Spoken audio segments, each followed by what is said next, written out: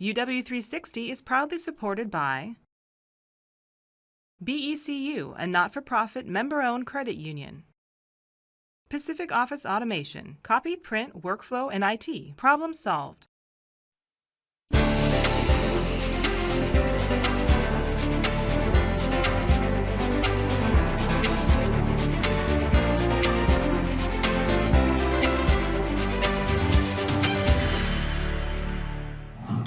Hi everyone, I'm Carolyn Douglas. Welcome to UW360.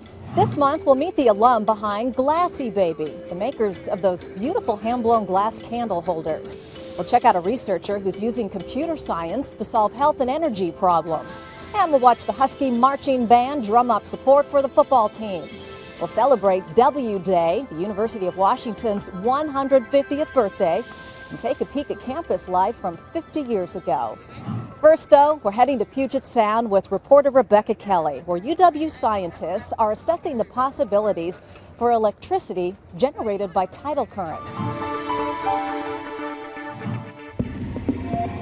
There's a place in Puget Sound that disproves the old adage, still waters run deep. That place is Admiralty Inlet. And here, fast-moving turbulent waters run deep with every ebb and flow of the tides. The force of those tidal currents is why Snohomish PUD is assessing Admiralty Inlet as a site for tidal-generated electrical power. Alex, we are acquiring data. Over. And helping with that assessment is a team from the University of Washington. We'll have everything in the water in the next 10 minutes or so. We'll give you a call. A one-of-a-kind team, the Northwest Marine Renewable Resource Center. We are the only national marine center that is doing research on tidal energy. The larger project here is to study the tidal currents in Admiralty Inlet. And so most of what we've been doing here is measuring the currents themselves. This whole project is being configured for data generation.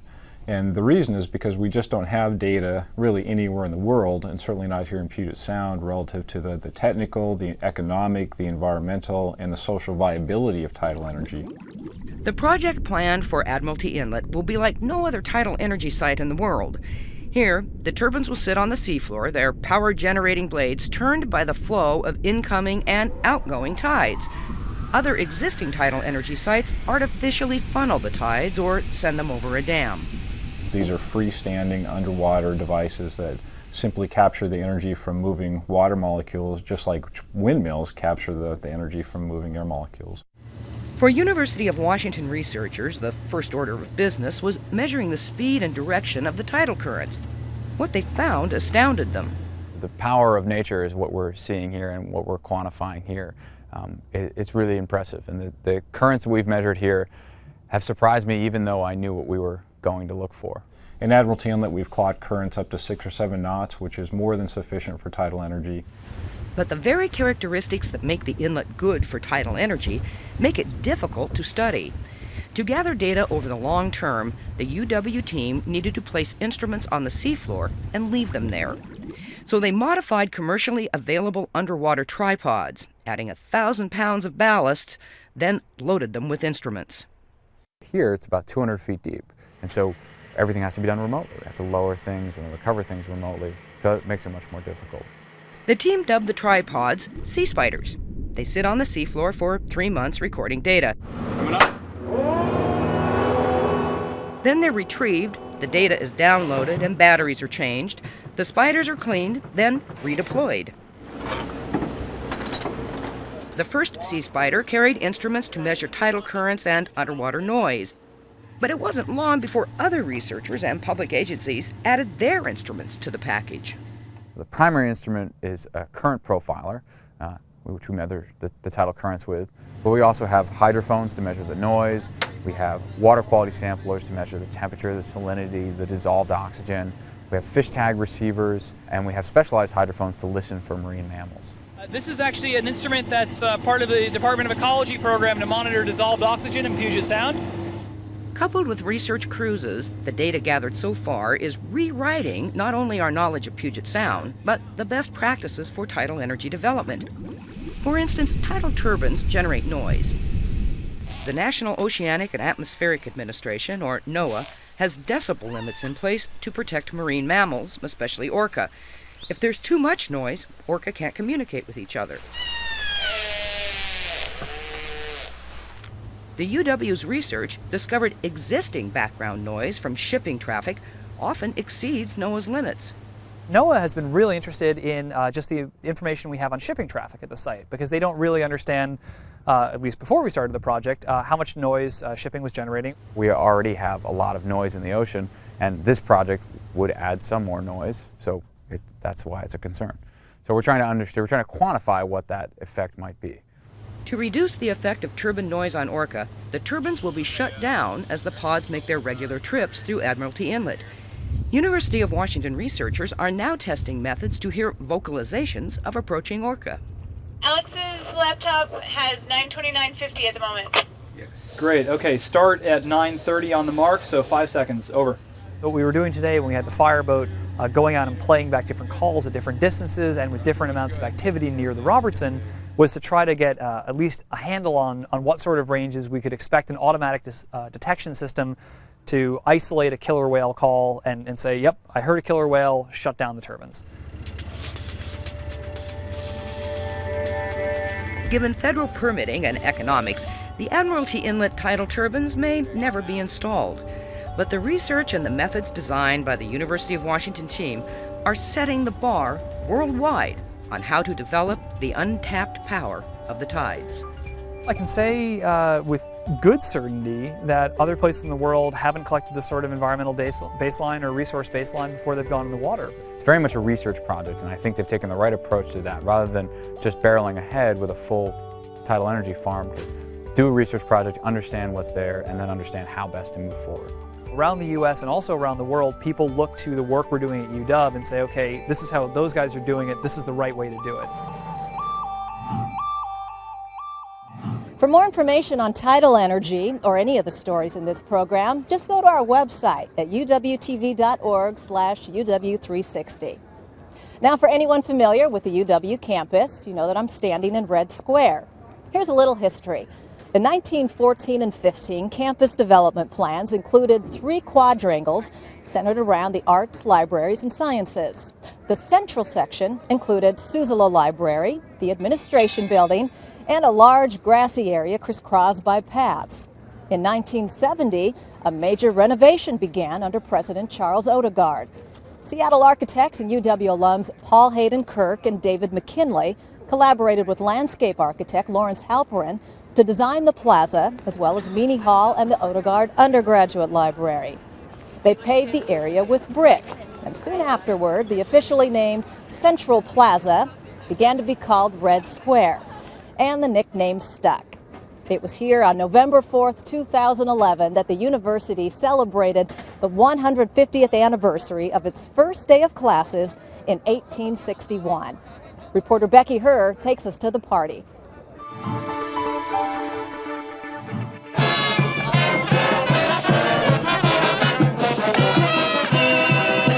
In November 2011, the University of Washington celebrated an important milestone 150 years in the making. November 4th was the day of the first classes at the University of Washington. And we're celebrating by none of you going to class. It was the university's birthday, but those who came to celebrate got all the presents. From free t-shirts, to face paint, to cupcakes. There was something for everyone to enjoy on W Day. The mood all around was so festive, no one seemed to mind the lines. It's totally going to be worth it. I just took a midterm, and so I really need the cupcake to cheer me up. Don James, the dog father, is with us. Let's hear it for him. Some notable former Huskies stopped by to join in on the fun. From the University of Washington, I'm Megan Black. We're celebrating W Day. The celebration wasn't limited to the university campus either. Important Seattle landmarks were awash in purple. How much is how they weigh? You may have even gotten your dose of Husky pride right on your doorstep. The university's new president had his own reason to celebrate. November 4th happens to be his birthday too. We'd like to ask our marching band to join us all in singing happy birthday to our president, all right? 1, 2, 3. Happy birthday to you.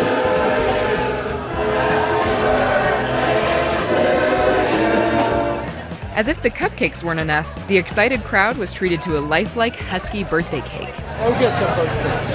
There you go. They gave me the tail. I figured somebody had to take it, so. President Young reminded us all why we have so much to celebrate. This university for 150 years has done extraordinary things for extraordinary people. And our students have done everything. They've piloted the space shuttle. They've won Nobel Prizes. They're movie stars. But the question for all of us is, what do the next 150 years look like? 150 years from now, the campus may look different, but you can bet the school spirit won't. Go Huskies! Woo! Happy birthday! As part of the 150th anniversary year, UW360 is working with film archivists from the UW Library's special collections to show you scenes from campus life in the past.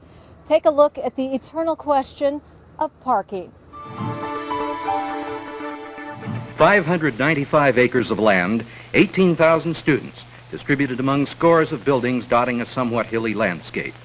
This, to all outward appearances, is the University of Washington. The problems that are created in this city within a city affect not only the university, but all of us who live in and around its immediate area. A constant source of annoyance to students, faculty, and visitors alike is the ever-increasing problem of parking. As in every growing community, this problem becomes more acute with each passing day. As the university continues to grow, and all indications are that it will reach 30,000 students by 1970, its traffic situation worsens. Over 55% of the students enrolled at the university come from King County. This means that fewer students live in the dormitories, and the greater share of the enrollment commute from homes throughout Seattle and its outlying districts.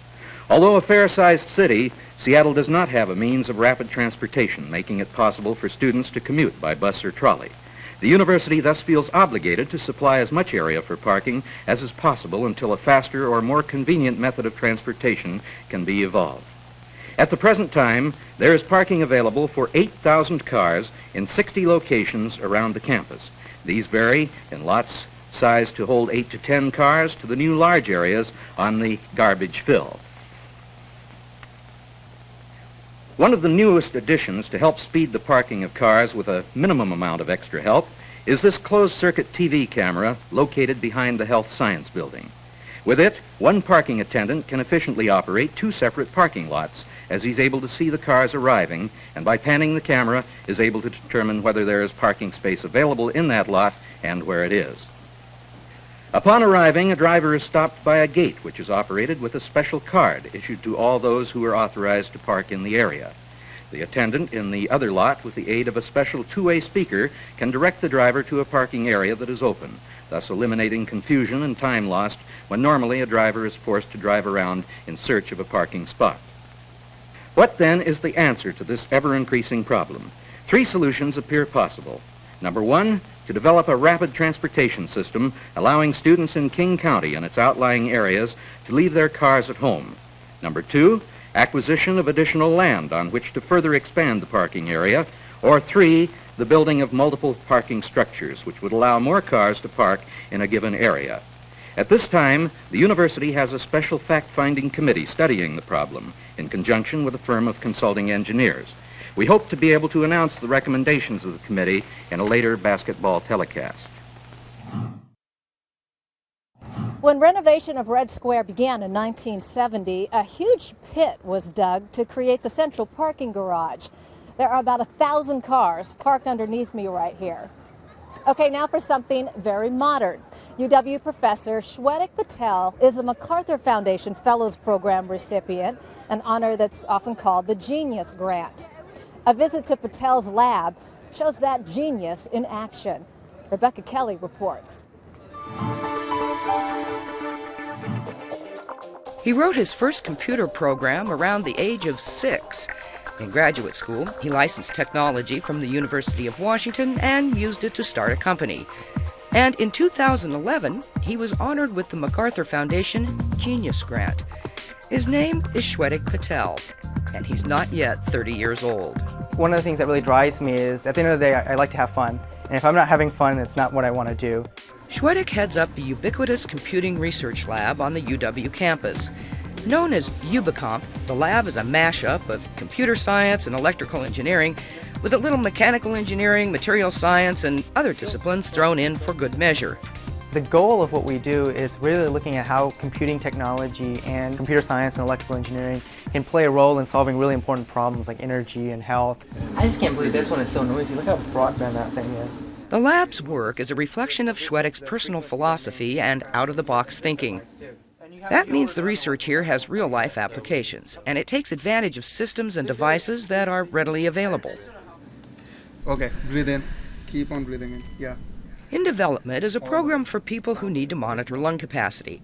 To augment an expensive and bulky medical monitoring device, the lab is figuring out how to use the microphone and computing power of a cell phone.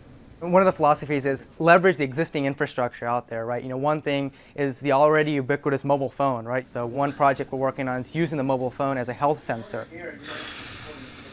You can't really come up with new solutions unless you try to attack the problem from a different angle. Another line of research is designing a sensing system to monitor energy and water use in a home. What we've been doing is looking at ways that we can make devices that are easy to deploy and that give you a lot of information about how much energy you're consuming so people can make better decisions about that. It turns out each water fixture and every appliance in a home produces noise at predictable frequencies. So when the complex fluorescent light bulb turns on, it occupies this particular frequency band. Armed with this knowledge, the uwvideo team developed a sensor system and computer interface that's elegantly simple. Plug an electrical sensor into any outlet, install a water sensor on a single faucet, then use a computer program to interpret the resulting frequencies and display the transmitted information. I think that kind of falls in line with the spirit of the work that we're doing, is taking advantage of these existing factors in the environment that you can get the signal from. And so the power line, the plumbing are all sources to get the signal. But it turns out the human body is actually a really nice broadband antenna between a certain frequency band. Yeah, you heard that right. In collaboration with Microsoft Research, the team is looking at reading and using the electromagnetic interference, or EMI, received by the human body to interact with computers. One day, Microsoft Kinect systems might not need a camera to follow gamers' movements. The idea is you always have this EMI noise being radiated from the environment, and the body actually is picking this up. So can we figure out how we can detect different motion and gestures by just picking up the signal on the body? While the uwvideo Lab's research can have commercial applications, some of their work might end up distributed through open sourcing or even nonprofit organizations. Schwedek's personal philosophy is to solve real problems and get those solutions into the hands of those who need them. One of the things that we focus more on is looking at ways to have impact. How do you actually make these devices and technologies available to the general population and public? And at the same time, you're having fun doing it. Yeah, two wires coming out.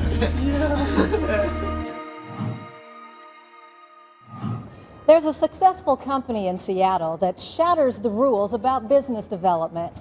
It offers only one handmade product, these hand-blown glass candle holders. And its for-profit strategy supports a nonprofit mission. Here's Rebecca Kelly with the illuminating story of Glassy Baby.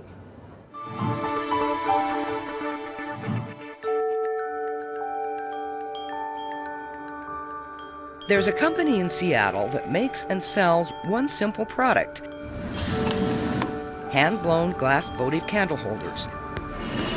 It's a successful business defying all odds. Founded by a woman who herself defied the odds by beating cancer. In retail, as a rule, you cannot sell one thing. But pretty much every rule there is to retail, we broke. And I think that really contributes to being authentic and being what we are and how we define ourselves. We are a mission company. I don't believe I'm going to be the person that's going to help contribute to finding a cure for cancer. I do believe that we as a company can help people find what they need to heal. And that's our mission. The company is Glassy Baby.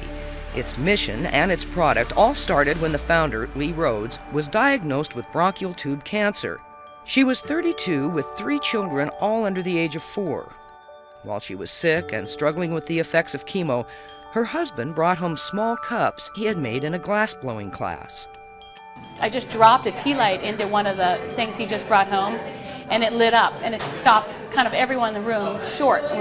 We couldn't believe what had just happened. This magical color and light and dance started in front of us.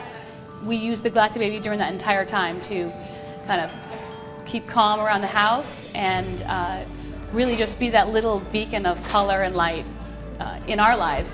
The original baby-sized glass cups were in high demand by Lee's friends and family. They proved so popular, the design was perfected, glass blowers were hired, studio and retail space opened. It made sense that if we were going to work, we would kind of stay true to our mission in life, which is really figuring out a way to give back to other cancer patients. And so Glassy Baby was born kind of with that mission. It's still our mission. Lee's goal is to give 10% of the company revenue to nonprofit organizations with cancer patients and their needs at the forefront. The chemo room is like a battlefield, and those of us that got out need to take your experience and live by some of those codes that you learned on that battlefield.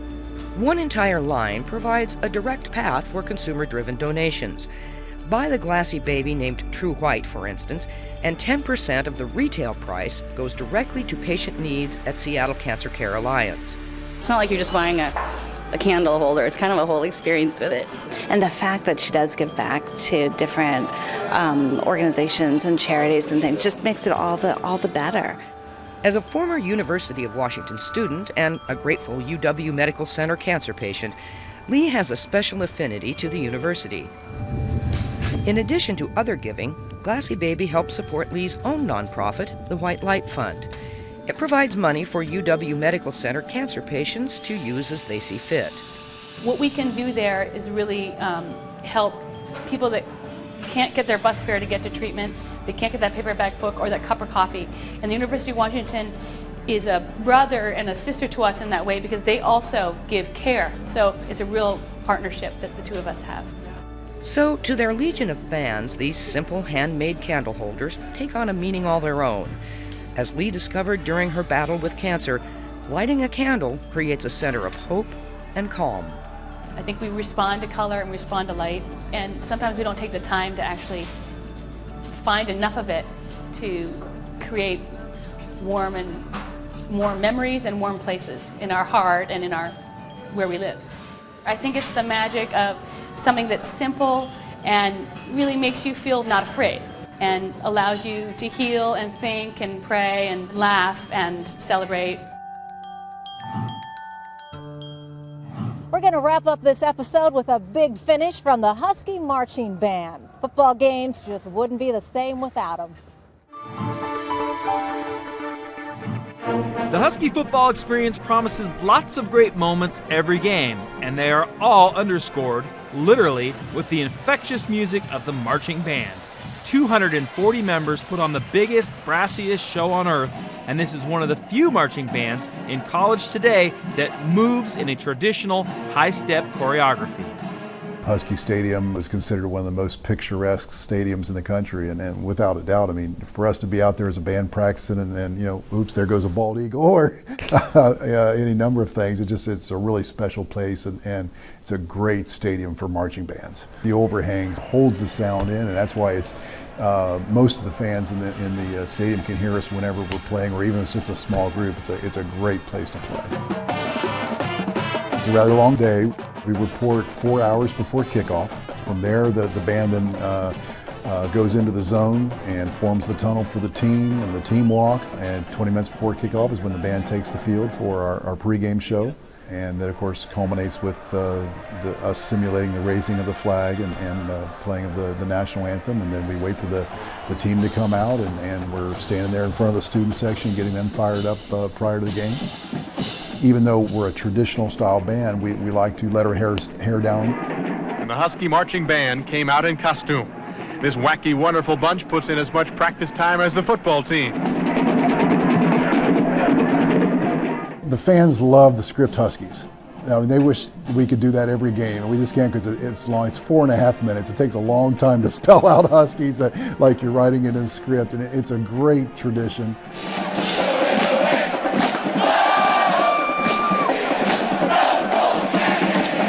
Anytime we do Louie and Tequila, Of course, that usually has something to do with touchdowns being scored, but we can never play that too much for the fans. We always try to stay up with what the student body is going to enjoy, as well as the diehard longtime Huskies. There are some things that we play that are called up because of what just happened on the field. When it comes time to play, if I got to get their attention real quick, we'll just throw up the pinky for tequila, or this for Louie Louie, or I don't know why. Everybody's everything has always just been 5 fingers. George of the Jungle is this, so it's we've got for practically everything that we all the teams that we play a lot of.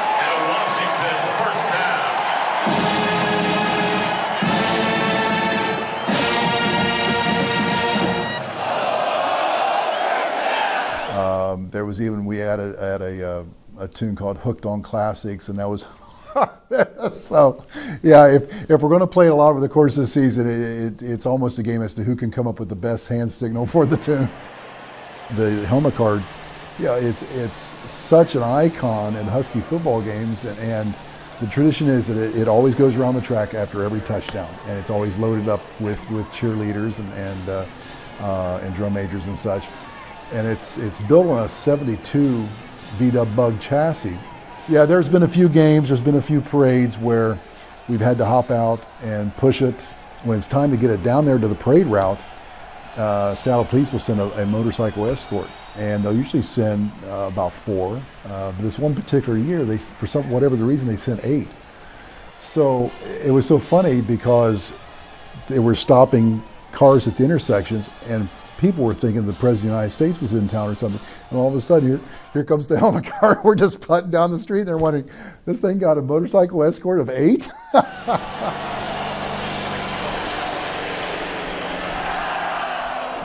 Whether it's commanding you to bow down to Washington or dishing out a shot of tequila, some people just know how to have fun. Every game it's the same.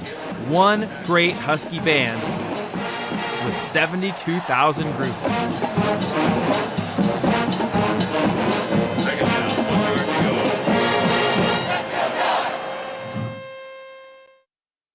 And that's it for this edition of UW360. You can watch this episode again on our website, where you'll also find links to more information about all our stories. And of course, we'll be back next month with a whole new show. Thanks for watching, and I'll see you in January.